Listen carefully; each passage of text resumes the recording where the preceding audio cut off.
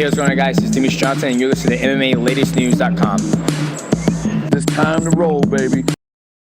Hello and welcome back to MMA Latest News. My name is James Sweetenham, this is Mitch Ivey, and this is Johnny Rashman, and this is The Debate. And there's one topic that gets spoke about so much in combat sports, and that is it ever acceptable to quit? Some people think you should save yourself for another day. Others think you should go out on your shield. Guys, what's your opinion, Johnny? I know you're not a fan of quitting. I know this weekend, Diego Sanchez, you weren't happy with the end of the fight. I was not happy, James. I don't call people a quitter, but he did quit. He did quit on Saturday. Now, if you look at notoriously fights through history, boxing fights and UFC fights, look at Bisping against Anderson Silva. I know, Mitch, you're big on this. He never quit. He was a knee took, and the way he continued a career on one eye. I mean, 11 fights with one eye. 11 fights with one eye, but that fight against Anderson Silva, nice brand new bionic knee, glass eye. He's a broken man, Michael Bisping. He was almost cyborg. James, he was kneed. Was he kneed? He received a flying knee at the end of the third round, right on the buzzer. Right on the buzzer. Basically knocked him unconscious. And what did he do? He got back in the fourth round, won the fourth round. Right, now you're telling me Diego Sanchez, who got the knee, fine, okay, but he had time to recover. Do you think when it happened was a big factor? Because he was already 2 rounds down in the third. I think that's 2 and a bit minutes left to go. That is the deciding factor. For me, he knew he was losing the fight. He lost every minute, every second of every round that he was in there for. He thought, right, this is an easy way out. And I discussed this before. He was debating with the referee. He was saying, oh, if I lose, if I get... Will it be a DQ? Yeah, will it be a DQ? And it took him a little while minutes. He cleaned him up. He He was like, oh yeah, the blood, my eye, I can't see. Can you blame him for doing that as a career move? Not career move, no, because one, he gets his paycheck and his win check. Correct. He wouldn't have got that without that. No. Without that. So he took the smart option. Whether it's the right option or not, you see the likes of Anthony Smith in a title fight get kneed in the head. If he says he can't continue, he becomes champion, but he went no. I don't know if he would. He wants to win it the right way. Yeah, he wanted to win it respectably. Did he quit, though? In your opinion, did Sanchez quit? I think he took the easy way out. I don't know if we can call it quitting, but he definitely took the easy way out. Are you being a bit... Are you sugarcoating the truth a bit here? Yeah, Did he quit or not? I don't think he made the wrong decision. I just don't think he made the right decision. But did he quit? Did he make the wrong or the right decision? I mean... He did the right thing for him. Get off that he didn't do the right thing for MMA. I think he's getting a pass because he's such Diego a beloved Sanchez? star. Everybody loves Diego Sanchez. He's an original. Okay, he won the first series. Let's look at some of the... He's been around forever. We've got these BMS, right? We've got Masvidal. We've got Masvidal. We've got Nate Diaz, Cerrone, Tony Ferguson. None of them are going to be saying, no, I'm out. Yeah, none of them are. Carl Froch in boxing had a fucking iron chin. Let me tell you something. You can't just say because Diego Sanchez, yes, we love him, his fights against Melendez, giving us wars, but he fucking quit. Now look at Conor McGregor against Nate Diaz 1. People say McGregor quit because gassed out. He gassed out. He went too soon. And didn't want it. Could you say McGregor quit in that fight? I think McGregor folded in that fight. I think McGregor folded or quit. There's a difference. I think the pressure got to him a little bit. I think he was struggling. I think he shot for a takedown. I don't think he wanted to fight. I don't think he wanted to probably be there. Because obviously he was looking at the Santos up until about 3 weeks before that fight, was it? Even still, I mean... Yeah. And then he ran out of energy and he bottled it for me. But I don't think you can call it bottling because at the end of the day, he took his licks. He took his licks and he got submitted. Where Diego Sanchez saw the way out, took it. So for me, McGregor never quit. I might get crucified here, but did he quit against Khabib? Who? Conor. How could he quit if he's been tapped out? I mean, I don't want to call... Obviously, technically, if you submit and you say, I don't want no more, but once you're in a submission, anybody who's been in a submission knows you can't get out. It's game over. It's grim. I've been in very basic guillotines and it's horrendous. No, but fucking everything. Guillotine, rear naked chokes, triangles, arm bars. If you can't get out quick, you're done. It's the submissions that scare me in MMA. It's like the thought of being Kimuro'd, arm barred, all that sort of thing. Your joints being used to it. But let me tell you something. Apart. I think there's a difference. I think there's a difference between quitting and looking for a way out. Now, quitting is basically what Diego Sanchez is saying. You don't want to continue. Looking for a way out in MMA is when you're a submission move. It is easy to turn your back. Now, it doesn't. That's what McGregor did. To be fair, he turned his back. But there's a difference. He still took the submission. There's a difference, and it goes on in the fight game when you nail it down. There is ways to look out to get yourself out of the fight. You can turn your back. You can get taken down. You can decide you want out of there without quitting. Is there? I can't think of the top of my head right now. But do you think if there's anyone that's taken it too far, who probably should have either thrown in a towel or quit sooner than that. Boxing is littered with stories like that. The Nick Blackwell fight against Chris Eubank. I mean, he I took his licks for far too long. I'm trying to think someone recently. I mean, Michael Bisping's one who, on so many times, could have said enough's enough. Yeah. But, I mean, Michael Bisping, let's not forget, blind in one eye. But he had so much scar tissue that his other eye would bought, and he could barely. Well, he see said it. he said his vision in that eye was going as well, didn't it? In fact, he was having to stand at certain angles just to be able to see him. That was mental. I mean, Bisping for me, what a fucking He deserves his own BMF title. Unbelievable. BMF. Maybe get a BMF Hall of Fame division. BMF Hall of Fame, Michael Bisping would be at the top of it. What about Nick and Nate Diaz? You got quitting those two, man. No quitting those two. Who else had no quit? Dan Henderson, fucking tough motherfucker. Dan Hardy in that armbar with GSP just kept going and going and going. How the fuck did he not submit? Yeah, that's what I mean. Though. An armbar is agony. It's the worst submission I've ever made. It's agony. And it was locked inside. Look at some of the stuff. Like Donald Cerrone was happily going to try and compete against Tony Ferguson when he got his eye and nose busted all up. Yeah. And you got the same with Nate Diaz and Masvidal. Look at those two absolute gangsters. None of them were going to go, no, I don't want any more of this, I'm out. So why did Diego Sanchez do that then? Because he was losing 2 rounds and he wanted to get a win, and probably he made the smart decision at the end of the day. For me, I don't know why the referee should stop it. I think it's on Pereira at the end of the day, because he threw the knee. He gave them that option when he could have been You're in 3 the rounds. Heat of the moment, it's very difficult. I know. Now, I think this weekend shows the attitude perfectly, because Brock Wheeler took the exact same punishment. That was a fucking and he went, on knee. I didn't win respectfully. I've lost, but I just got a very good paycheck. Yeah. Now, that's how you deal with being kneed in the face. Anthony Smith dealt with it brilliantly. He went, yeah, I could have taken these away, but it didn't exactly hurt too much. I'm not too damaged from it. Let's continue the fight. And you've seen it so much where fighters have gone, you see it with groin shots all the time. You take, I think it was Usman Covington. Josh Koscheck against, was it against Daly? You get 2 groin shots and you're like, can you continue? It's like, yes, I can continue. There's a couple there's one, I think it was Jacare and Blachowicz, I think. Blachowicz hit him like 2 rounds in a row, like solid. And he carried on, and he lost the fight by split decision. So. Something that I think is important to mention when you're discussing quitting is, are you letting the fans down? For example, I mean, 2 that spring. He did it in front of his own home crowd as well. Amir Khan, Terence Crawford. Amir Khan has a big fan base. You know, a couple of thousand went out to New York City, spent their hard-earned money, hotel, flights, sorting out, babysitters for the kids, all sorts of things. For Amir Khan to quit because he's been hit with a low blow. Now, the rules, isn't to it? that is... He could have carried on, though. He had 5 minutes to go, I but agree. didn't take it. I agree. I think the polar to that is Cal Brook against Golovkin and Cal Brook against Errol Spence. Now, the guy had a broken orbital bone in both of those fights. So against That's Golovkin, not great in boxing. I mean, that's unbelievable, though, to continue, though, and then to fight Errol with 1 orbital bone broken, then the second one against Spence got broken, and he fought to the, I think, 9th, 10th round, and people are calling him a quitter.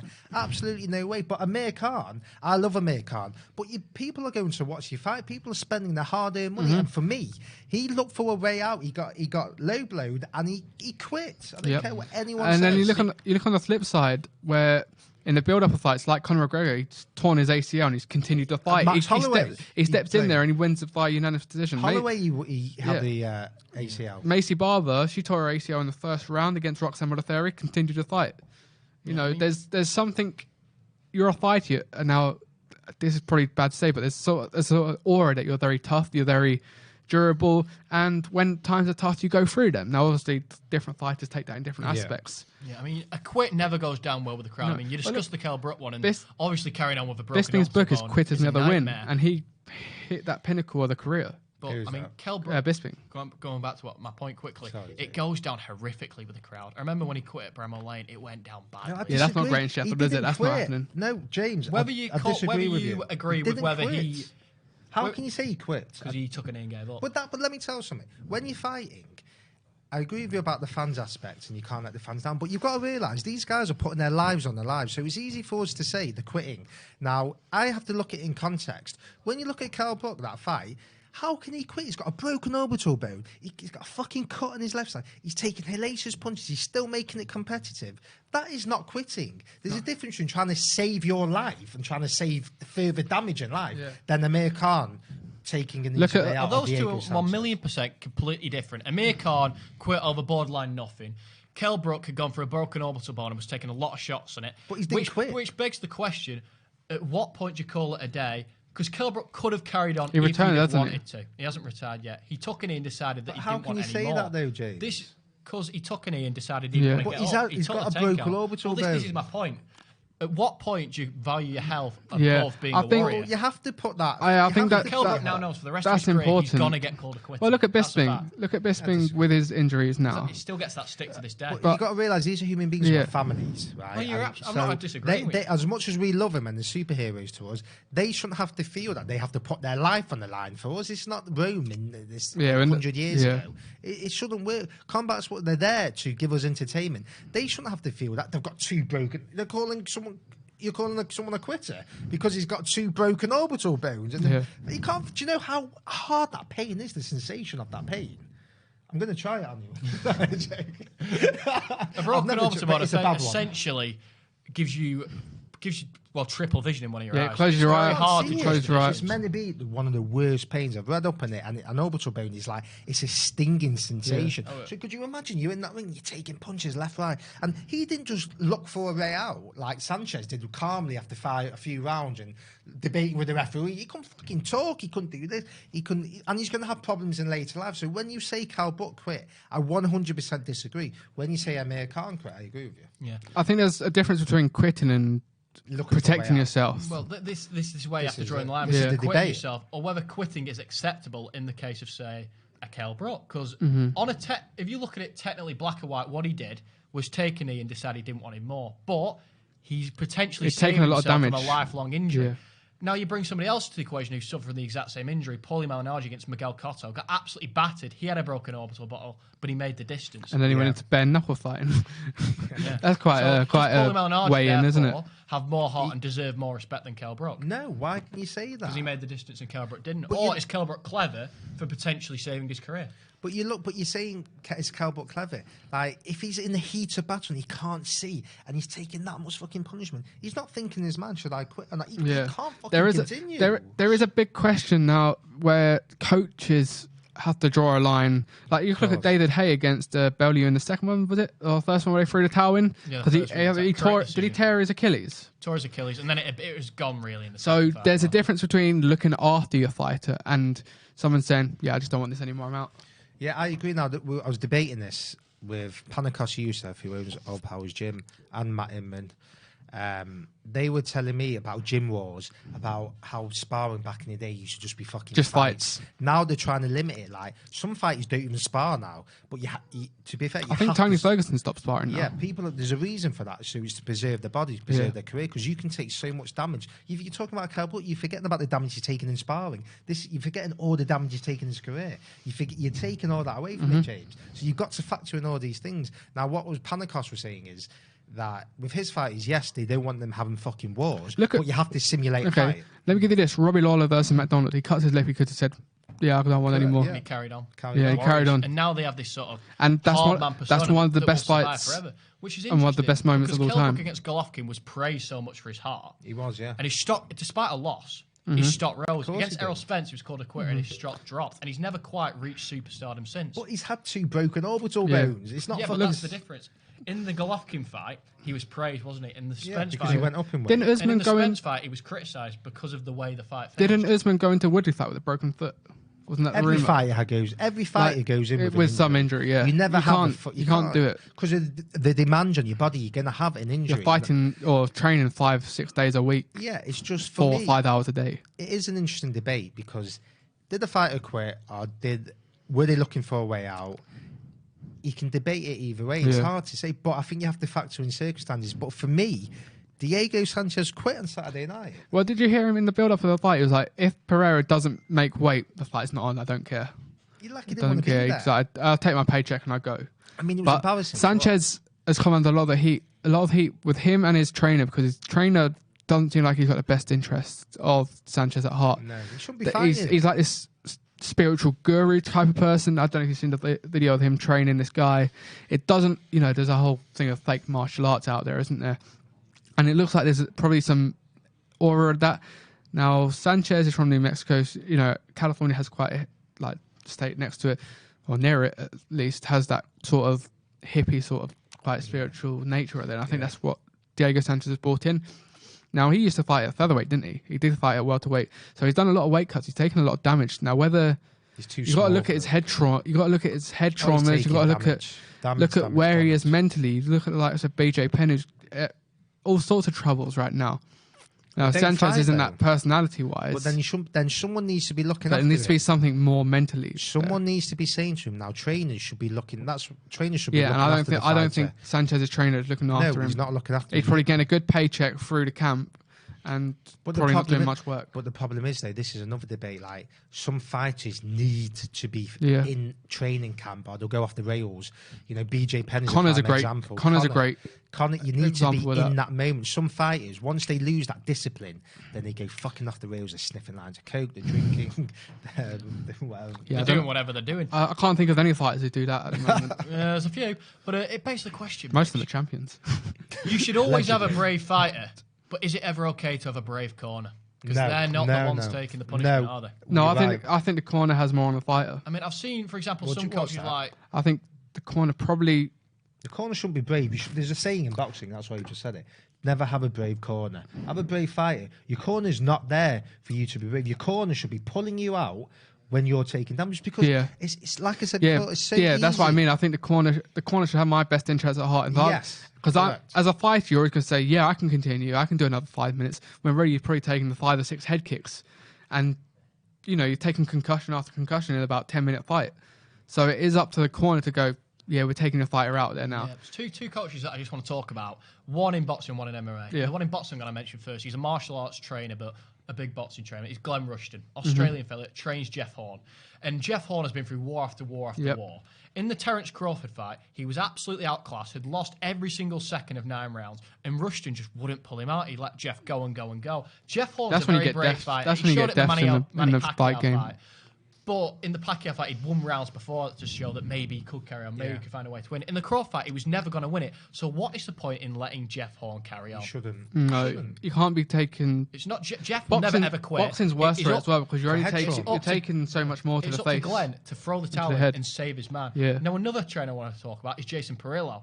Jason Pereira's class. Yeah. Fantastic trainer, obviously was Michael Bisping. He threw the towel in a BJ Penn fight. The towel is very rarely thrown in mixed martial arts. Should Yeah. we see more of that? Yes, I agree. 100%. Yeah, we should see I think- more of it. If a fight, like you said, it depends on the context of a fight. We saw it within the last year, didn't we? In one of the fights.